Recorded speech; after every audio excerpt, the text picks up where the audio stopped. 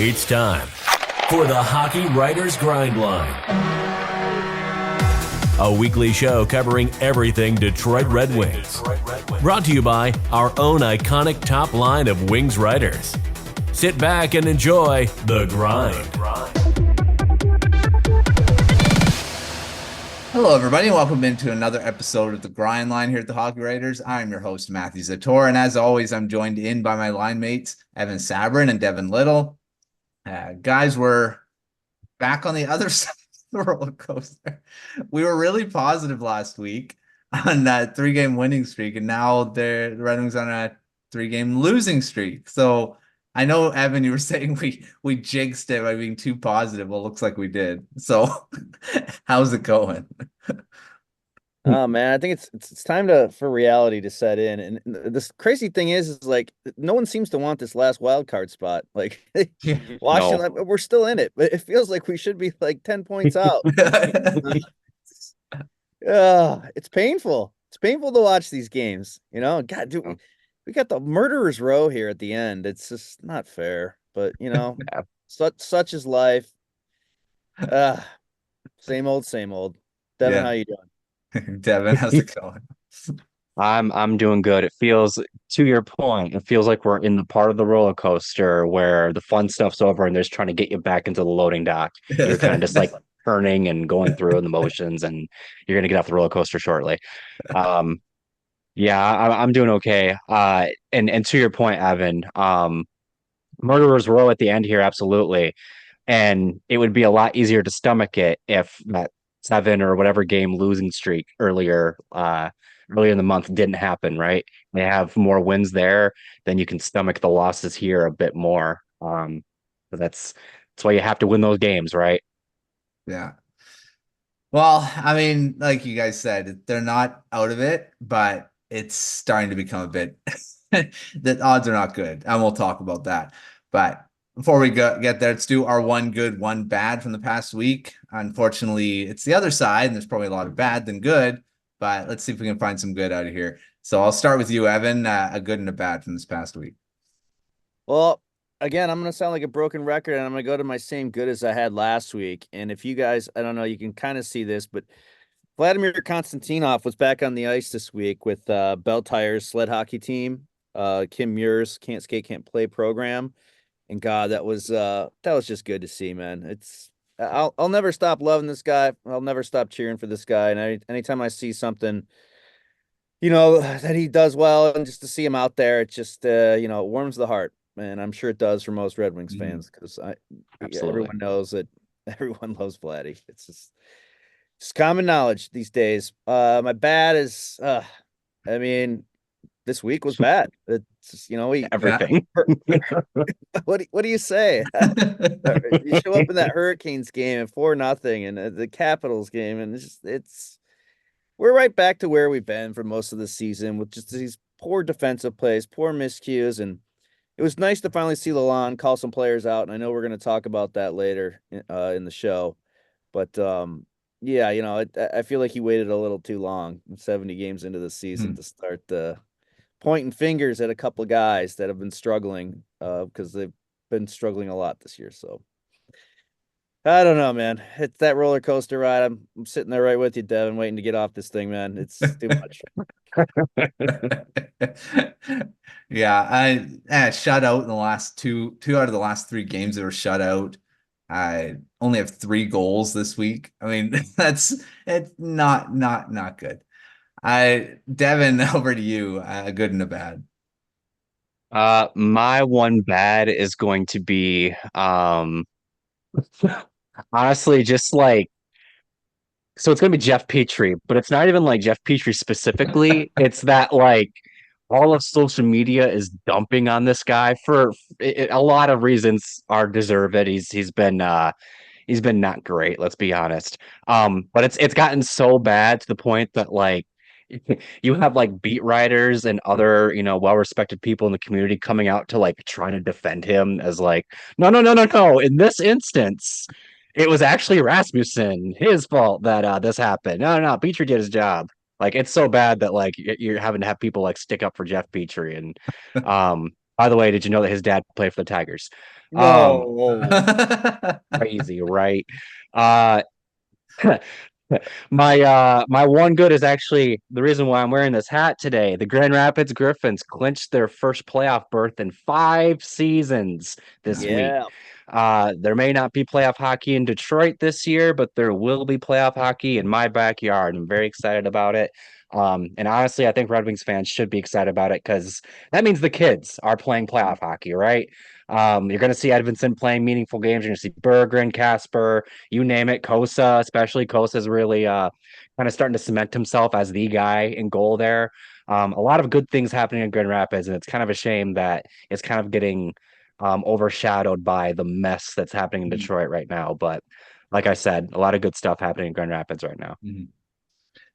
Yeah, that's definitely a good because the Griffins haven't, like you said, haven't made the playoffs in a bit, and usually not watching playoff hockey down there. And it's always good to get that playoff experience, no matter where it is. And a lot of these young guys that the Red Wings have in their system, definitely good experience for the future, and hopefully they can start doing that in Detroit later on as well. So that, yeah, that's definitely a good. Not much more to say with the bad. I mean, when you only score 3 goals in the week, it's not good. And yes, playing against a couple tough teams. The Predators have been on such a crazy streak. Just got that broken by the Coyotes of all teams, Right. breaking that. And then you got. I mean, that game was 0-0 until the last few minutes of the game, and then Predators end up taking all the points away, and the Red Wings need all the points they could get. Even just to get that to overtime would have been good, but that didn't happen. And then losing to the team that's chasing you, and that's not good. Again, yes, they got a point out of that, but you don't want to give them anything, and they end up now being in that final wild card spot. And then losing to the Hurricanes, well, maybe expected because the Hurricanes are just a wagon right now. So yeah, not a good week, and those are probably my pads. I don't know if there's much good. I'll just echo the Grand Rapids one because love seeing the prospects succeed, and them being in that playoff spot's very good. So there you go. That loss to the Capitals is, at least in my opinion, the biggest loss of the season. That's a 100%. backbreaker if I've ever seen one. Yeah. And And I what's mean, for dessert? The Florida Panthers tomorrow. yeah, I was just about to say it's not getting easier. And the Panthers at a weird time as well. I mean, another afternoon game. And then you got the Lightning, who have started to figure things out now, and then the Rangers. And you guys, yeah, you say about Murderers Row, there you go. And Sabres, Capitals again, Penguins, Maple Leafs, Canadians, and Canadians to end the season. So if they make the playoffs, you can't say they didn't earn it because boy, is their schedule rough, right? it is, yeah. That last couple games are back to back as well. Yeah, it's gonna be tough. That's a very good segue into our first topic of the show. I sense the optimism leaving your soul. Yeah. Well, let's move into it and keep going on this. Playoff chase is not over, but it's getting to be that way. I mean, they are a point, 2 points out of the wild card, and that's held by the Washington Capitals, who have a game in hand on them. And it's, their next wild card spot is the Lightning, who have 87 points. That is pretty hard you're basically battling the Capitals at this point. So Devin, I'll start with you. What do you want to see out of this final 9 games? I mean, I listed the opponents, lots of tough teams. I mean, I'd say, I already said this, the easiest ones is probably the Montreal Canadiens, but that's not saying much either because they're a tough team. What do you want to see? I mean, do you want to see some players from the Grand Rapids Griffins coming up? The playoffs there are starting soon, but not yet. Who do you want to see from the Griffins? What do you want to see from the Red Wings? I mean, you can go different ways with this. I'll let you go there. I will start with the Griffins. I'd like to see, honestly, I'd like to see one more kid just play a couple of games. Maybe just late, last few games of the season or whatever. But Albert Johansson, we've talked a lot about how the Red Wings defense this year has been disappointing, we'll say. And Edvinson's been a welcome addition since he got called up. We've talked in the past about how Johansson's starting to get to that age where you need to see what you have with him, right? You need to figure out if he's going to be an NHL guy or not. This is his last year being waiver eligible. So next season, you have to pass him through waivers if you're going to put him in Grand Rapids. So I'd like to see him play a few games just to, if anything, give him a taste, right, of the NHL and kind of send him into the offseason knowing what he needs to do and what he needs to work on to be an everyday NHLer. Because for my money, if they do put him on waivers, I think somebody's going to take him because he's Oh yeah. I think he's worth at least taking a look at, right? And I think the Red Wings should be the team who takes that look at him. Aside from that, I think honestly, I'm just going to set the bar at don't lay down and die for the Red Wings.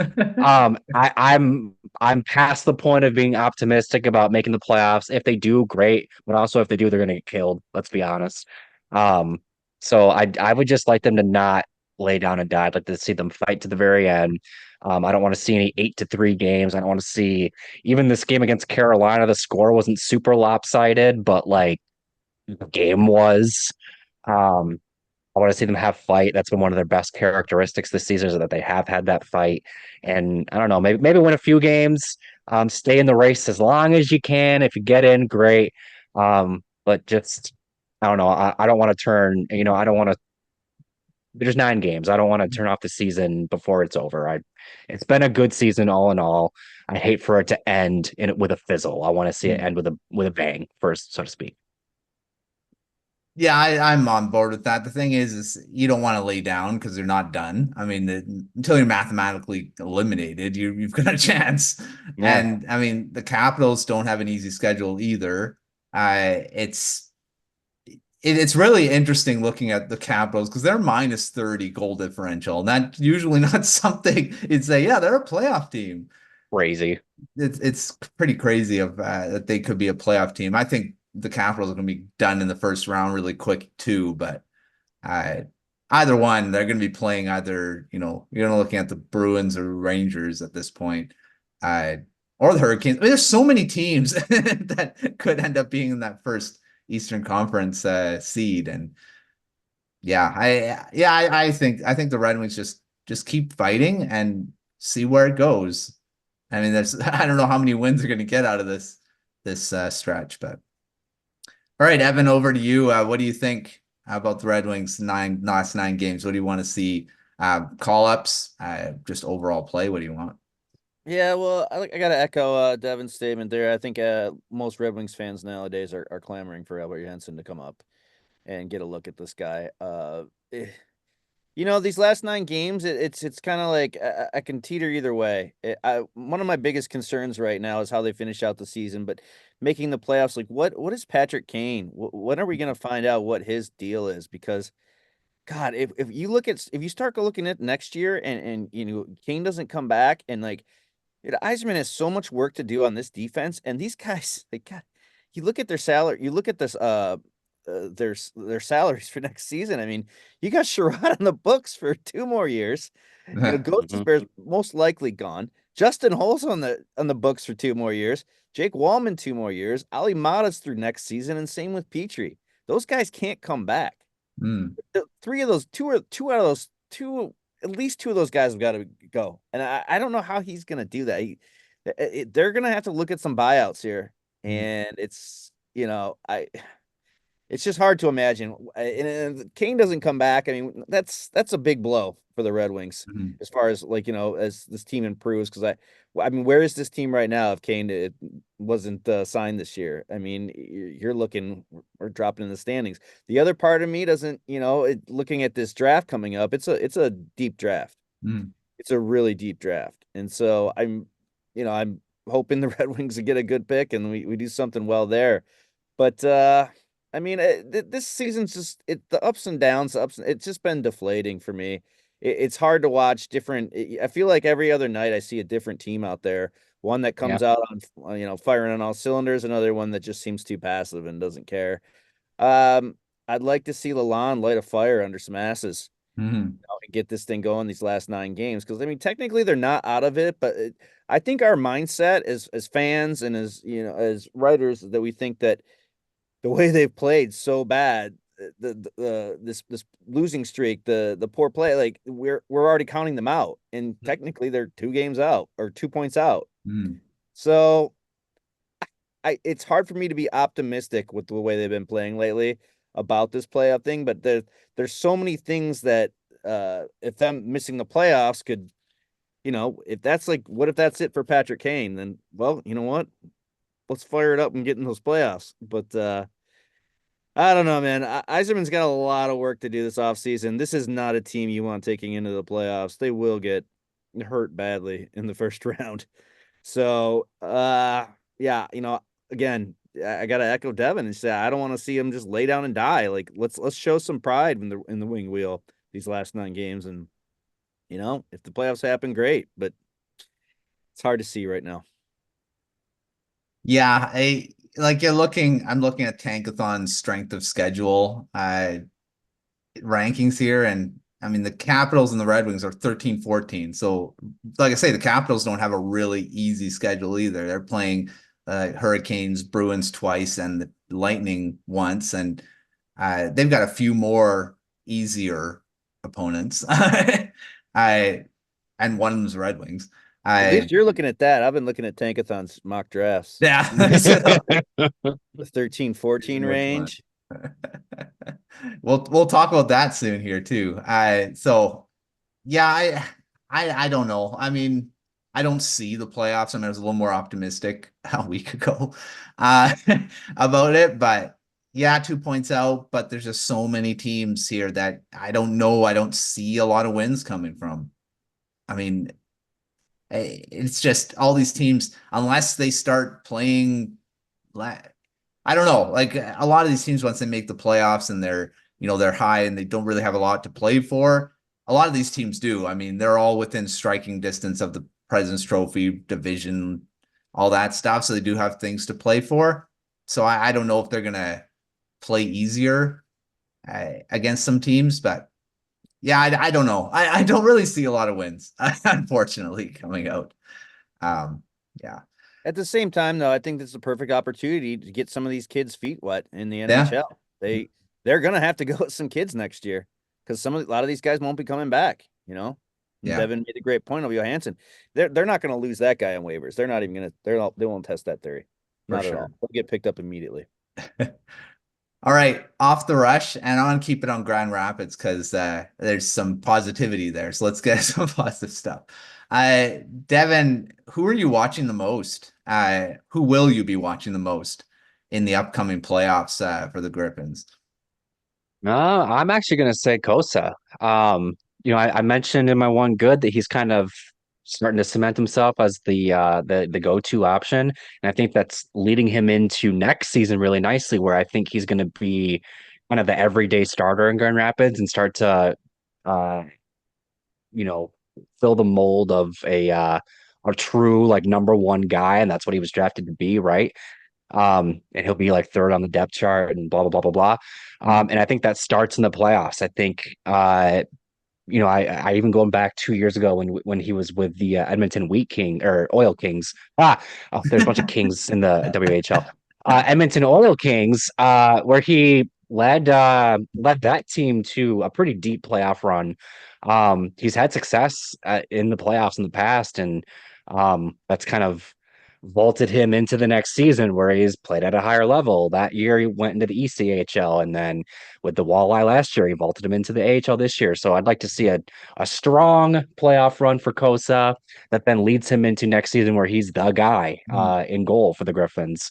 And it's what's best for his development. And I think if he's a source of confidence for them in their playoff run, I think you got to feel really good as a Red Wings fan knowing that he's coming up sooner or later, right? Yeah, it's definitely good. Like I say about the playoff experience, and it's good Kosa is going to get that. Hopefully, it's not just a very brief one; that it is a run. So we'll see. Evan, what about you? Who are you going to be watching with the Griffins in the playoffs?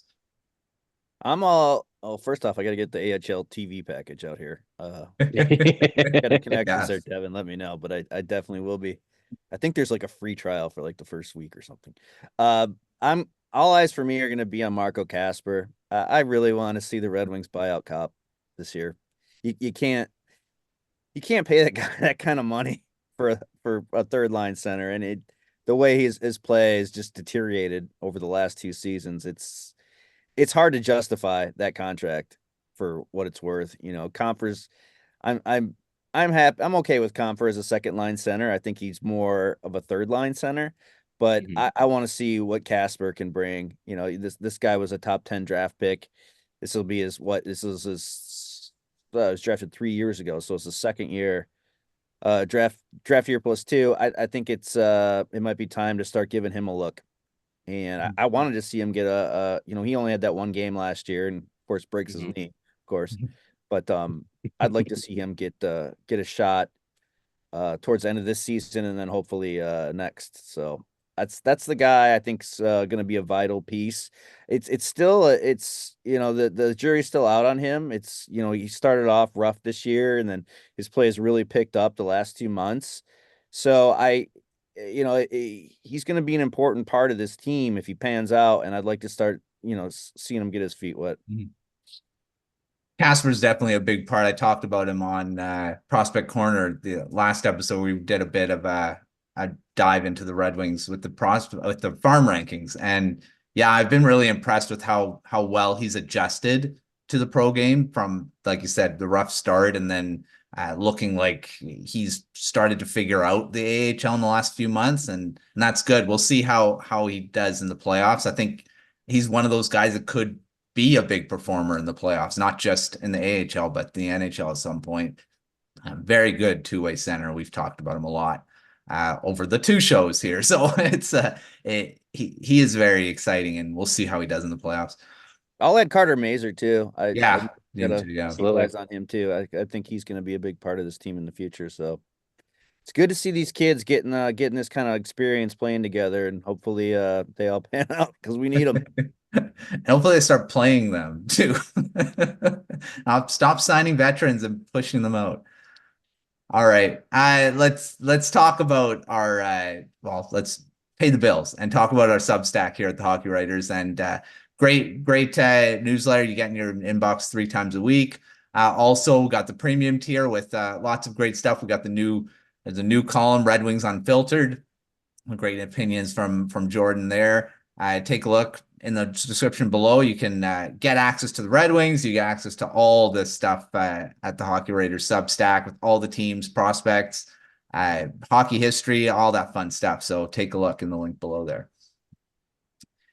All right, let's move from the players to the head coach and talk about Derek Lalonde. And he is now almost 2 seasons into his tenure as head coach of the Red Wings. No playoffs yet for him. He's probably obviously not used to that, because he's always been on teams that have made the playoffs, won Stanley Cups and all that with the Lightning. So in uncharted waters. But Evan, I'll start with you. What do you think about his performance over the last 2 seasons, or almost 2 seasons, as head coach of the Red Wings? Maybe because I'm a fiery guy that I get disappointed when I feel like I see a lack of passion out of him. It did seem like he was a little irritated this week when he called out Kopp and Petrie, which was, finally after all this time, now he's doing it.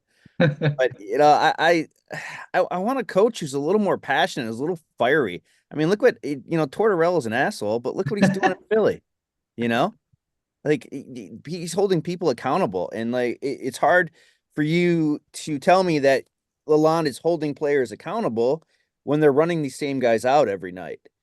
At the same time, what options does he have? This is the roster he was dealt with, and this defense is, to me, is historically bad. It's awful to watch in and out. And he's been the scapegoat, and rightfully so. He's played poorly. He really has. Whether it's the decisions in the zone, or his zone exits, or passing the puck when the goalie's laying on the ground. Something's got to give, but it keeps happening and happening and happening. So, I want to see him held accountable. You rarely see him sit. You really do. And the whole thing is just, it's like I keep going back to this. We're trying to talk to Lalonde, and I'm still focused on why these guys are out there making the same mistakes every night. But at the same time, it's, him and Yzerman are friends. That's the other thing that kind of worries me. When you hire a friend, it's going to be harder to let him go. I always wanted to see Gerard Gallant brought in here because him and Yzerman were pretty tight back in the 80s and 90s, and he's a no bullshit guy. He's gonna fire it up and he's gonna get in your face. And I think that's something that the Red Wings need at some point during this rebuild that we're still rebuilding. It's time to let's get going. 5 years is a long time. I know Yzerman was left with a bare cupboard. Kenny Holland left them with some bad contracts and some with underperforming players that really kind of anchored this team. But at the same time, Yzerman has also made some bad decisions with the contracts. You can go up and down the list. They're there. I mean, I don't know what you do with Justin Hall. I mean, 3.4 million sitting on every night. Who's going to take that? We're going to have to either buy him out or give him a sweetener in the deal to get rid of this guy. You can't bring him back, and you can't. I don't think you can bring Petrie back, and he's on 2.4. So I don't know that that's all on Lalonde, but again, let's see some passion. I want to see some anger. Like I want to be, throw some chairs or something in these interviews with Trevor Thompson in between the periods. Light a fire under these guys because we keep seeing the same thing over and over about them. It doesn't feel like they're ready to play. I keep seeing the same defensive mistakes over and over. So at some point you have to look at coaching for that. And I have a pretty good feeling that there's going to be some changes somewhere on that bench, whether it's Lalonde or the assistant coaches, because these mistakes keep happening, and we're not seeing the accountability. So, it's hard to see with this roster how I feel about Lalonde, but I think he's here at least for another year. Yeah. Yeah, I was going to ask what his shelf life would be, but yeah, it's I think you give him another season and see how it keeps going, because they have seen improvement. I mean, you can't deny that they've gotten better. They're in a playoff push, which they haven't been in a long time. I mean, I guess last season they were too, but just out of it earlier. Yeah, it's meaningful games in March and April coming up, and I guess that's what the fans wanted, and getting it. It's just, yeah, the inconsistency, I think, is the biggest thing for me, and that you can't have as a playoff team. All right, Devin, over to you. What do you think? That's what scares me, though. It's like if they have to come back with some of these players next season, is that going to be improvement? Are bringing up these kids when we bring up Johansson and Casper and Mazur and these young kids, like, are we going to take a step back now? So there's a lot of work to be done on this team this summer, and it's going to be fascinating to see how Yzerman pulls this off. Yeah. All right, Devin, what do you think about Derek Lalonde and his almost 2 seasons of work behind the bench with the Red Wings? Well, I like the point you made, Matt, that undeniably they have progressed in his 2 years as head coach. Even just this season, there's 9 games left on the schedule. They have their highest win total since the 2015-16 season. It was Jeff Blashill's first year, and that's the last time the Red Wings made the playoffs. You can't. The proof is in the pudding, right? Now, the question, at least in my mind, is how much of that is just the improved roster, right? We talked a lot about how in the later years of the Blashill era that he just didn't have a lot to work with, and he lost the room, and it was definitely time to make a change. But it's not like he was, it's not like he was working with 5-star ingredients, right? Now Derek Lalonde comes in, and he gets a bunch of free agent additions that made the lineup more competitive. This year they added Patrick Kane. Like, the roster just in general is better. Just from that, you're going to get a higher win total. So is the question in my mind is Lalonde maximizing the talent on the roster? I don't know that he is, to be quite honest with you. I think the best argument I can make on that is that he's getting not the most, but like he's getting an average amount out of them, or he's kind of get what you expected. Um, Now again, like Evan said, it's not like the defense is filled with all stars, right? You have Moritz Sider and Jake Wallman when he wants to be good. He's a little inconsistent. And then a bunch of guys that have veteran experience and you wouldn't know it by the way they play. Um, that's not a recipe for success. So um I don't know when I think of when I think about this, when I think about coaching, I just kind of go back to the fact that last year they made a lot of strides defensively, and that was kind of their biggest progress was they had a lot more structure and they bought in defensively and they improved quite a bit defensively. And then this year, all that defensive progress went out the window, and their offense progressed a ton. But that's going to happen when you add Alex DeBrincat and Patrick Kane and JT Comfer and blah blah blah. That's going to happen naturally. So I don't know what happened to where all of a sudden that defensive progress, and he's a defensive coach. That's like what he was in charge of with Tampa. What happened to it? Where'd it go? Is he what's the disconnect here? That has to get fixed. They we're talking about on this show and a bunch of shows prior. Their defensive play is just not good. That's more than anything else in my mind that has to get fixed. Their goalies are getting hung out to dry. It doesn't matter who's in goal because they're letting in backdoor plays and it's just bad. I do agree. I think he has another year before we can really start going. Oh, he might be on the chopping block. Yzerman handpicked him. He handpicked him even back in Tampa Bay when he was the general manager of Tampa Bay. He brought him in as an assistant coach. So he clearly likes this guy. He's got another year, bare minimum. How they finish next season and the progress of Sider, the Raymonds, the Edvinsons, those key players, I think that's going to dictate what happens to Lalonde in the long term, because those are the guys that are carrying the future of the franchise on their backs. Those are the guys that have to progress. And to Lalonde's credit, Raymond looks like a superstar all of a sudden. I think he deserves some credit for that. But at the end of the day, again, how much of that is Raymond being he was drafted 4th overall for a reason, right? Yeah. And how much of that is coaching? We don't know. But yeah, I'm a little iffy to kind of summarize my thoughts here. I'm a little iffy on Lalonde. I think he does deserve another year. You can't most wins in half a decade plus. Almost 10 years actually. Crazy. Most wins in almost 10 years, and they have gotten better, but they need to get really better next year. They can't have the same patterns they've had going back to the Blashill era. Otherwise, they need change because what they have is not cutting it. Yeah, I don't know. I think I agree with you guys. I think sometimes you don't know if it's all coaching that this improvement is, or is it just the natural progression of the guys being brought in? Raymond getting better. Is it coaching that he's the superstar now, or is he just he's a year older? And who knows how much Patrick Kane has rubbed off on him too. Right.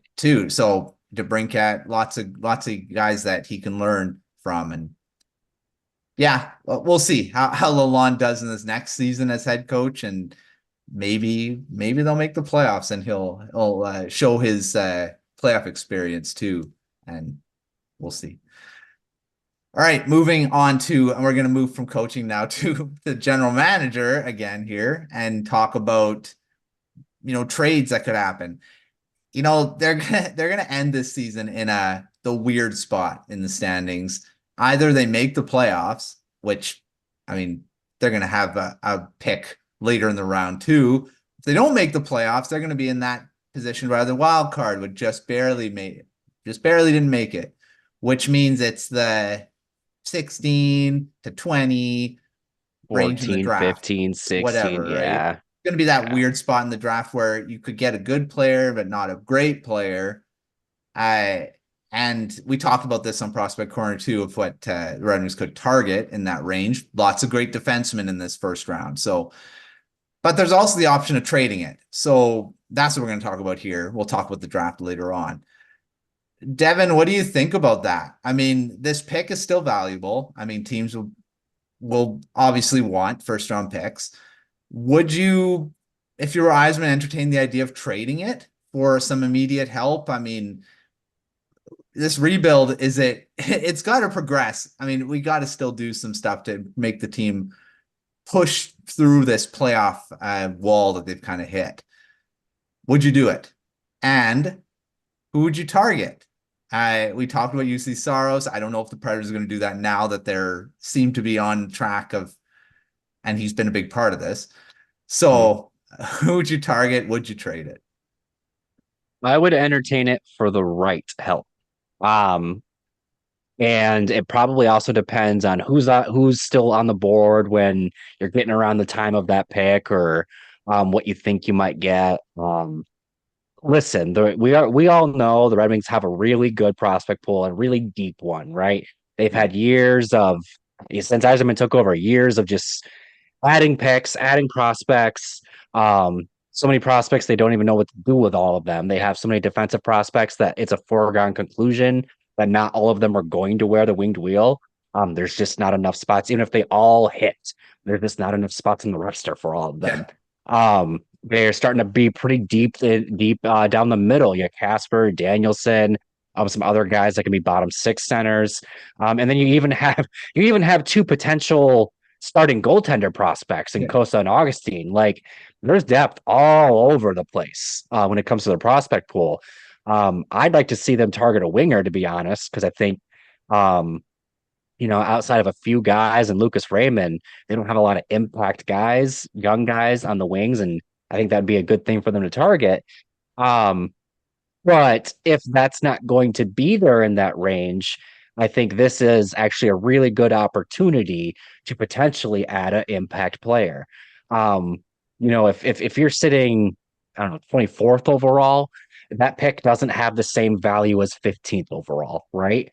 Um, I can't think of anything off the top of my head right now, but we've seen instances in the past where those mid-round picks end up getting traded for really good players.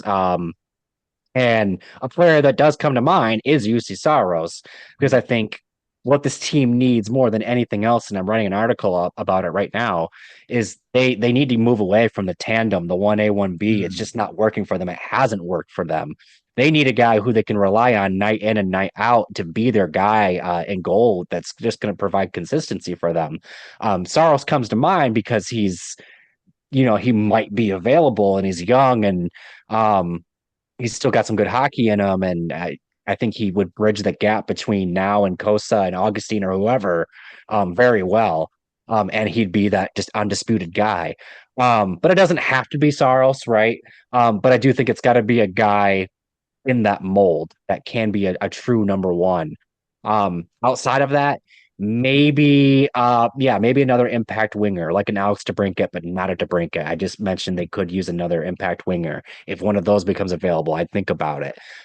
Maybe another center to bump Comfer down, and maybe you move Casper over to the wing or Danielson or whatever. Just kind of gives you more options in that sense. But that's what I mean when I say for the right help, because I don't think you move your first round pick just to willy-nilly move it and try to make your team better. I think you move it because the right opportunity is there, and it would help you not only for next season, but for the season after that and beyond. Because at the end of the day, that's what you want out of a draft pick, right? A player that's going to help you for years, not 1 year. And that doesn't have to be a prospect. It can be a player that is currently active in the NHL. I think down the road, they're going to have to be smart about the picks they deal to maintain their flow of young talent. But right now, they're in a good spot where their prospect pool is full, and they can seize the opportunity to deal their pick and get kind of a missing piece that their team needs right now. Yeah, it's going to be interesting if they do trade it. That Yzerman doesn't have any first round picks. He's had Crazy, right? 2 in the last few drafts. He's had at least 2, and he's been acquiring rather than trading them. And Yeah, I don't know if he'll entertain that. If he thinks that that's something that, be required Dallas to bring Cat, thinking that he would be a big part of making them a playoff team and moving forward. Signed Kane, same deal. I mean, I think we've seen he's not averse to making big moves, and we'll see if he's going to do that. But I agree with you. I think it has to be the right player that you're getting, not just doing it because yes, I got a first round pick. It's in the mid range. We're not going to get a big guy, and doing it, you got to get someone that's going to make a difference. Evan, what do you think about this trading the pick coming up?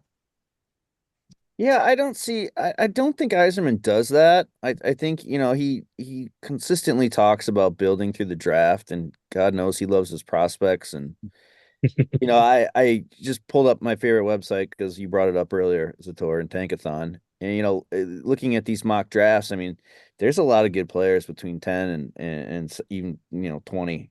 There's a lot of good forwards, and I think a lot of defensemen are going to go off the boards early. So, Mhm. Red Wings might get a quality pick forward. Tej Ginla's there. I'd love to have Ginla's little kid. Come on. What if That'd he be turned cool. out to if he turned out like his dad? Hanson. But there's a couple other good players there too. Trevor Connolly, Brandon Nicegaard, who I really like, Jirasek's little brother. So there's some good talent there.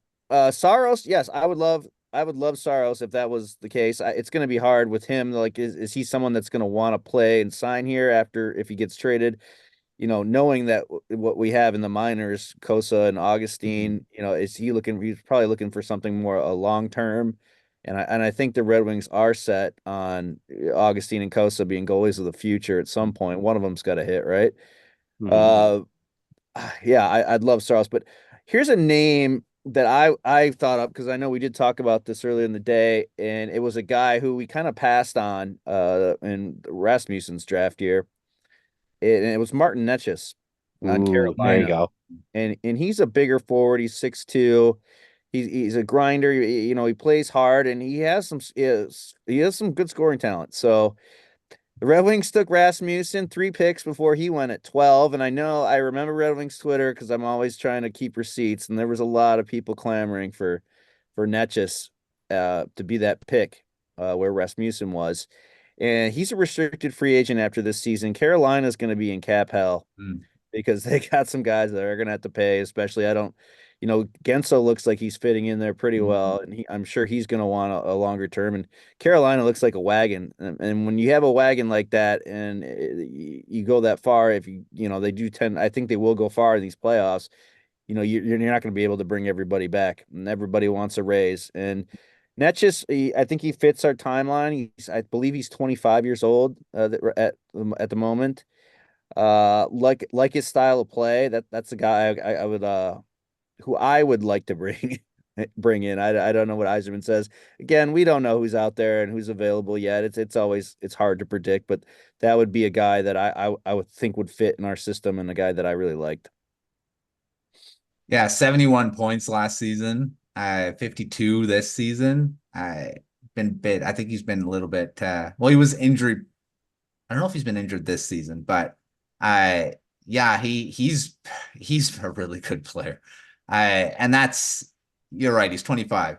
Um, I like Natchez too. I think I've tried to get the Canucks to get him a few times because Carol. Oh, it was because he was apparently in the rumored deal to trade Pedersen Yeah. to the That's Hurricane. right. Yeah.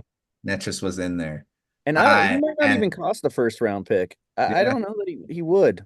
Maybe a future, but I think I would like them to keep the pick this year with how deep this draft is. Mhm. Well, the thing is, like you mentioned a few names there. Iginla's an intriguing guy, and we'll talk about the draft a lot more as you know, they don't make the playoffs. That'll be a main focus for us on the next one. Yeah, there's a few names in there, and even defensemen, they could even grab. And we talk about defense. They do have a really deep defense on prospect wise, and Yeah. uh, yeah, hey, this draft is going to be, it's very defense loaded, but there are some intriguing forwards as well. coming up. So Brandon Nygaard's another one. I really like him. I think he really would. I think he's an Yzerman type pick too. Oh yeah. And he's not far away either. Yeah, he's pretty close to the NHL. He's very well-rounded already defensively. So I think he's going to end up being in the NHL a lot sooner, just like we talked about with Casper. Nate Danielson's another name that's why I think he just fits those types of players that Yzerman likes. I think he's definitely a target of his if he's available in that range. So yeah, we'll expand on that later on about what type of prospects they could target in the draft. So that's going to be fun. Draft is fun, even if they do make the playoffs. We're still going to talk about the draft. All right. Well, there's another episode of the Grind Line. We'll see what side of the roller coaster we're on next week. Probably be out in the bushes there. It's like went flying right off the side there. Yeah. I'll put little pictures of heads of you guys right there in the trees. Where will they be? Rails. So before we leave, let's look ahead here. I got the Panthers coming up as we're recording. This will be as you're watching this, it'll be the day. I got the Panthers, Lightning on Monday, Rangers on Friday, and we're recording on Friday. That'll be just after that game. So how many wins, if any? Evan, what do you got? I'm going with a big fat 1. I'm about to say say 0. Say 0. I was about to say 0, and then I stopped myself and said, "Are you gonna name the team?" The Lightning. Devin, what are you? I actually agree. I think they'll get 1, and it will be against the Lightning. I think their game against the Rangers is going to be close, though, like kind of like agonizingly close, but I think they'll lose that one. We never play the Rangers well. They always get us. I always think of like, gosh, 10 years ago when Jimmy Howard was the starter and how him and Lundqvist would always just duel it out whenever the Rangers and the Wings would play. I don't know what it was, but like it was always going to be a 2-1 game whenever those guys were playing. Yeah. Yeah, they got the last 3 games of the road trip, or last 2 games of the road trip, and then they're back home for that Rangers game. So tough. I don't know. I think I think the Lightning's the one that I'm picking that they could win, because the Panthers and the Rangers are they're too good. I don't know. I don't see it. I don't see the wins coming there. So Lightning for me as well. All right. Thanks, Evan. Thanks, Devin, for coming on the show, talking Red Wings again. Had a bit of positivity, I guess, with the Griffins, but other than that, weren't very positive. But that's how the rest of the season. We'll see if there's any more positivity next week. But make sure it's following everything at the Hockey Writers, all of our articles, the Substack, lots of fun stuff there. And but follow us and give us this video subscribe to the YouTube channel if you haven't already. But until next time, we'll see you on another episode of The Grind Line.